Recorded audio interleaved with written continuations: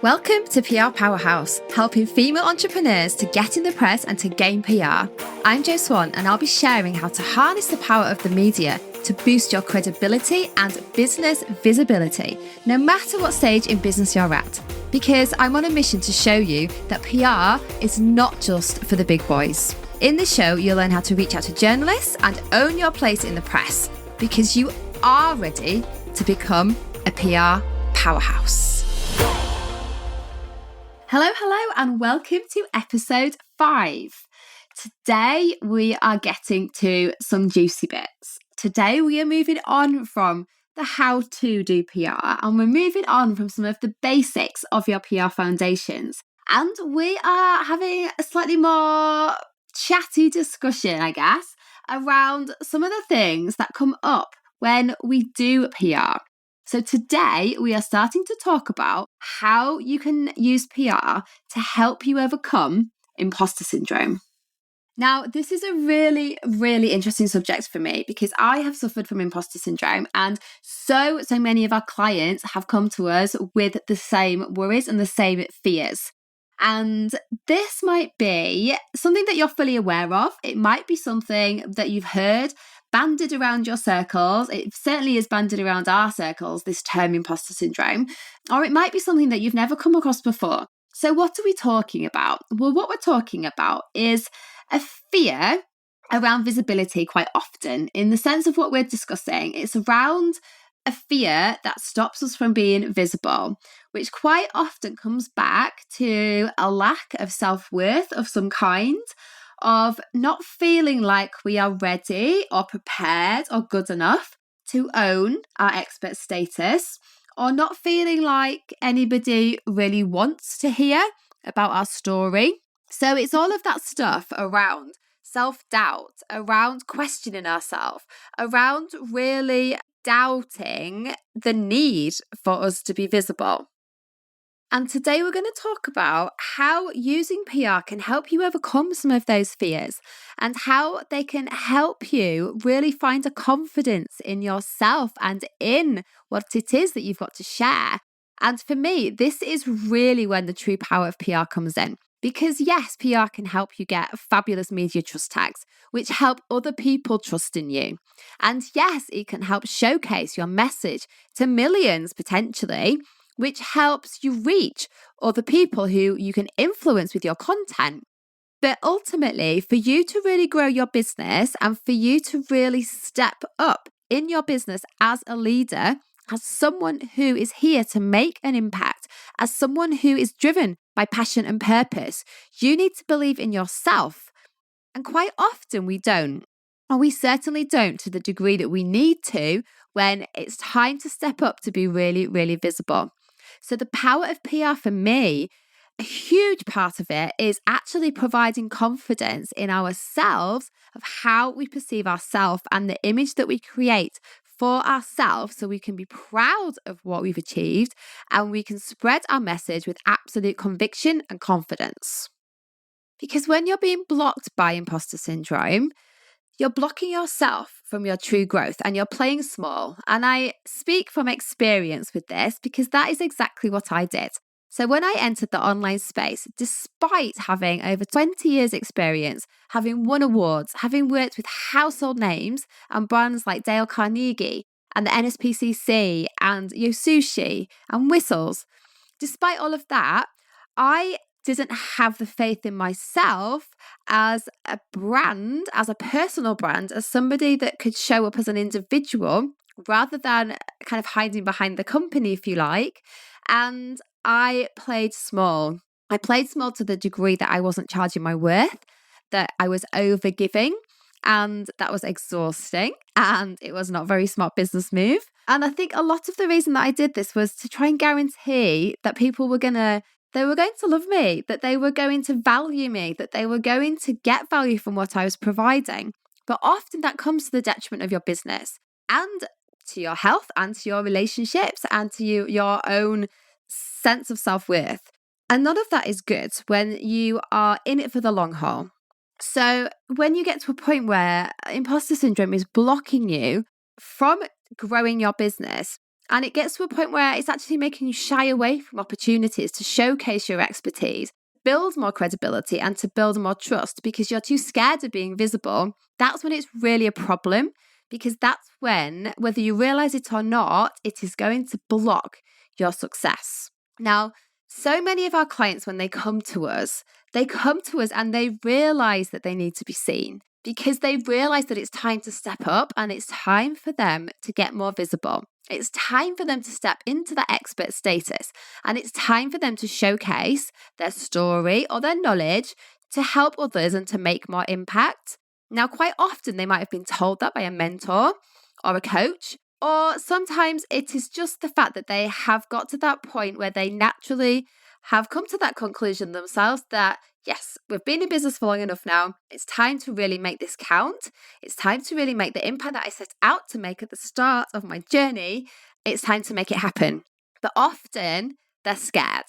They're scared because they didn't get into business to be famous. They didn't get into business, have their face slapped across Facebook. They didn't get into business to be on the front cover magazine, because it's not about them as far as they're concerned. It's not about them. It's about their clients, and it's about what they can do to help their clients. So this is something that makes people feel often very uncomfortable, because we're saying, well, in PR, you need to put yourself out there. You need to put yourself forward. You need to share your story. You need to share your expertise, and you need to be the face of that business. And that's absolutely what you've got to do. Something that I really struggled with. It's something that really took me a long time to get to grips with, and it's something that a lot of our clients have really struggled with. However, it pays off and it absolutely works. So it makes sense to work through some of these fears and some of these limits so that we can find our power and we can spread that message. When we're working with our clients, we become their cheerleaders. We become their champions. And we handhold them in terms of making them accountable to actually showcase their amazingness. Now, I don't know if that's a word, but it sounds like it should be. Why they do this is because they're scared to do it themselves. And one of the things that you will find if you are suffering from imposter syndrome is you might shy away from actually showcasing yourself. But if you give that to someone else as a job to do, then you can kind of lean into it. So that's kind of why our clients who we work directly with eventually do buy into PR, because we do it for them and they don't actually have to do it themselves. But if you are looking to do PR yourself, the power of PR can still help you overcome imposter syndrome, even without us in the frame, because the process is the same. So the process of when we start to build a client up to get them ready for PR, the very first thing that we start with is something called a media bio. And I've spoken about this in some of our previous episodes. And the media bio is a place where we pull together all the fabulous things about you. We pull together your expertise, we pull together your experience, your qualifications, your credentials, and we also pull together your story and the parts of your story that we need to share to really showcase what it is you stand for and to really bring your message and your mission to life. Now, when you see that media bio, whether we have written it or whether you have written it, you see yourself through the eyes of someone else. You don't see yourself as you naturally see yourself. You will see yourself through the eyes of your peers, of the people who already respect you, who've been telling you for ages that you should start to get out there because you're amazing at what you do, through the eyes of your clients who think that you're incredible. So when you start to actually pull together all of the things that make you uniquely you, and you present that in a way that is super powerful and that is written really, really well, then you start to really understand that you've got something to offer here, that you start to really understand that you've got something to give, and you start to really understand that actually it would be wrong for you to not share your knowledge, not share your story, and not share your expertise, because there are so many people out there that could benefit from hearing it. A well-written media bio is a little bit like a mirror being held up to you to showcase and to show you just how amazing you actually are. And once you have that, you start to believe it too. And that's when the power comes. Because when you start to believe that you have got something that others need, when you start to believe that actually, Jesus Christ, look what I've been through, look what I've got to share, think about the power that that could have on somebody that needs to hear that at that right moment in their journey. You start to really buy into the point of PR, and the point of PR is to make an impact. It's to educate, it's to knowledge share, it's to inspire, it's to motivate. And if you've got a business that is all about doing any of those things, then you start to realize that you have to start to have these conversations, that you have to start to do the things that are going to get that message out there. And all of a sudden, your confidence starts to grow because you stop worrying about, well, am I credible enough to be in the media? Do I have a story that is worth it? Because you see right there on paper that, oh my God, you do. Okay, so you've got this document that is fueling your fire, that is giving you that confidence and making you believe that you've got something to share that's valuable and worthy to your audience. Now imagine how you are going to feel when you actually see yourself published. So when you read that article that has been written by a journalist that is sharing your story, or when you read that piece that is an expert tips piece led by you as the expert, and you see that in front of you and you think, oh my gosh, I would actually have really enjoyed reading that if that was written by someone else. You start to really get that you are out there, that you deserve to be out there, that you're on a level playing field to other people who you have seen be published. And that is such a powerful moment because you then buy into that third-party recognition that your audience buys into. So when they see you publish, their trust elevates. The credibility of you in their eyes jumps massively, and that's psychologically proven. But you also benefit from those feelings because you start to feel qualified, you start to feel trusted, and you start to feel respected. And it's incredible what that can bring you. Now, this kind of faith then starts to unpick some of the flaws that we have when we have imposter syndrome. So there are many, many different types of imposter, but there's 3 that I'm just going to mention to you right now. And when you have built up the confidence through having seen yourself in PR, through having been recognized by third parties, by having really had your story kind of qualified, if you like, then whichever one of these you are, you can kind of attack it and realize that actually you don't need to live there anymore. So one of the types of imposter that I was the perfectionist who was never satisfied and always felt that they could be better. Now, when you've been featured in the media, you didn't need to be better because you were good enough. You were good enough for them to feature you. You were absolutely valuable and credible enough for them to treat you and trust you like an expert. So by being featured in the media, you can start to break down some of the things that you tell yourself as a perfectionist. The other one is superhero. So the superhero imposter is all around feeling inadequate, and so they overgive. They work themselves to the bone and they overgive because they don't feel good enough and they feel like they've always got to be doing more. Now, for me, when you get PR coverage, that should also help to fight that kind of imposter because you are a superhero. You are out there sharing your message to the world, which is going to have impact on millions of people. So you don't need to constantly be doing more, feeling like you have to be working harder and harder and harder because you are already making a huge, huge impact with your message. And the last one is the expert. Now, the expert believes, again, that they have to always learn more, that they're never satisfied with their level of skill, and that they underrate their own expertise. Like these 3 are all so connected. But again, that was me. That was me where I was coming into this online space at a really high level, actually. So when I entered the online space, I entered it with some peers who were already smashing this. So I'm talking like the leaders of Boss Babe. I'm talking like some of the biggest coaches that were already out there and super successful. And I was thrown into a pool with them. And I had to try and make myself believe that I could exist in their world because they wanted me. They wanted me to be a part of their world.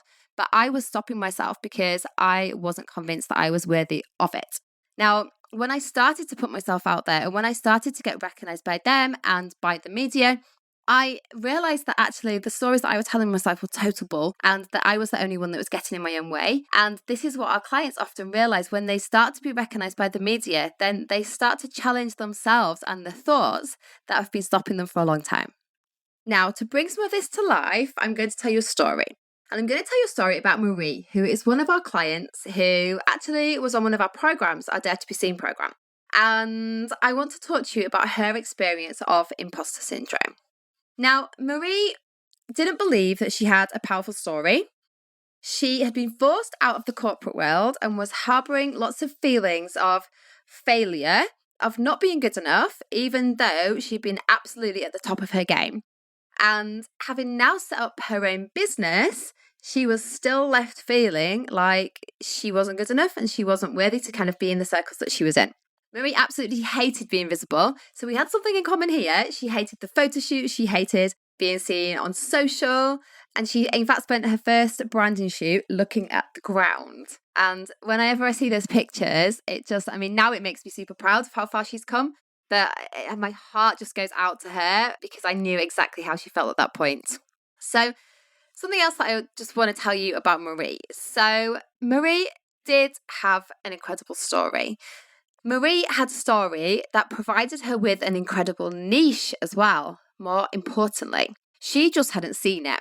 So it can be so hard when you are so close to your story, as naturally you are, that it can be so hard for you to make sense of that and all the different parts of it. So she wasn't comfortable with her story and how that connected to her business.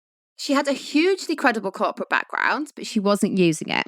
So she saw that part of her journey and that part of her existence as a very negative part of her life in the end. And she kind of wanted to just brush it under the table when it came to starting her own business. And often people do this. They wipe out entire parts of their background and their story, which in the eyes of the media are very credible, but because we're emotionally attached to it in a negative way, we don't want to talk about it. So she had a hugely credible part of her story that she wasn't using. And Marie has an absolute heart of gold. Like, you cannot not love Marie, and you instantly get this warmth from her. And she wasn't really aware of that either. So there were lots of things that were stopping Marie from really showing up as her in lots of different platforms, not just PR. Now, Marie decided to trust us to help her because she was on an absolute mission. So she knew that she could be doing more if she could just get a little bit more visible. And she had seen the power of PR in her circles, so she understood that actually this could be something that could really help her. She wasn't making the impact that she desired, but she needed help. She just didn't really know how to do it. So when she started to get involved in PR, when she started to go through the process, and it is a process, so this isn't an overnight thing, it's an absolute process. If you're going to really buy into it, you have to take yourself and allow yourself to go through the process that gets you PR ready. So obviously the first thing we did with Marie, as we do with anyone, is to get her a media bio. And this is the bit that actually I really loved doing with her, because it brought out so many elements that she just wasn't connecting, that she wasn't even aware of. And actually, when we presented her bio back to her, she was physically moved, like she was emotionally affected by that piece of paper that was showing her how amazing she was. And it gets me every time. It gets me every time the impact that has on people. Now, once she'd kind of bought into this version of Marie, rather than the version of Marie that she was living out, she really started to be excited and she really started to lean into her niche, because it meant that there was a more direct way to help those people that she really cared about helping. She could actually really identify with her audience, others who were in her shoes. And that was really, really interesting to see her really start to get that. And she became really connected by her passion and her purpose, and the fact that she could start to use PR to actually communicate that and to make more of what it was she was trying to do. So she became much more confident in being a spokesperson and a beacon for those people who really needed her, because we had shown her that she was the exact perfect person for them to look up to. She started to own her areas of specialism, and this is when I start to be like a proud mum. Like, literally, my heart bursts when I see our clients really step into that and really own what it is that she is absolutely fabulous at. That never gets boring, ever, ever, ever. She started to excite her audience with her PR wins, because actually they'd been watching her. She did have an audience, but she just wasn't really telling them anything or really showcasing herself to them. So she had a warm audience that were ready to be excited by her. And as soon as she started posting her PR wins and sharing her articles where she'd been featured, they were genuinely energized by her success and they felt even more drawn to her. And you could see that by the comments on the posts, by the amount of times that her posts were shared, by the amount of times her posts were liked. They were her most popular social media posts. And that's not uncommon. That happens really quite often.